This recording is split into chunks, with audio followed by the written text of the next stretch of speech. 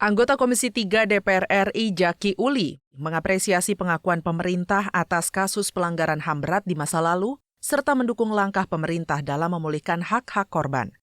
Presiden Joko Widodo mengakui adanya 12 peristiwa pelanggaran hak asasi manusia atau HAM berat yang terjadi di masa lalu.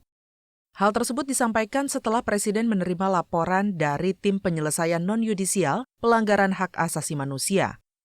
Ditemui di Gedung Nusantara II Komplek Parlemen belum lama ini, Jaki Uli menilai langkah yang diambil Presiden merupakan bentuk keterbukaan terhadap situasi di dalam negeri, termasuk pelanggaran kasus HAM yang pernah terjadi.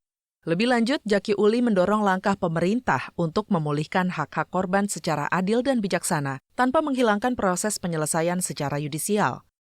Apa yang dilakukan oleh Presiden itu adalah suatu langkah yang menurut saya suatu langkah maju. Karena pemerintah Belanda pun sudah mengakui pelanggaran-pelanggaran yang dilakukan mereka terhadap orang Indonesia waktu mereka menjajah.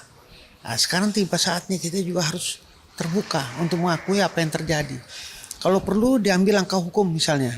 Atau kalau perlu kita sepakat untuk itu tidak terulang kembali. Tidak boleh diulangi kembali. Nah, ini tentu mesti ada mekanismenya nanti. Karena nanti ada peninjauan ke daerah di mana terjadi pelanggaran HAM berat.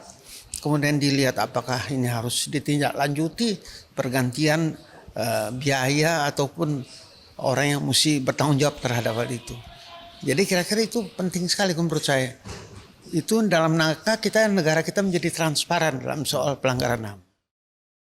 Rifki Makdudi, TVR Parlemen, melaporkan.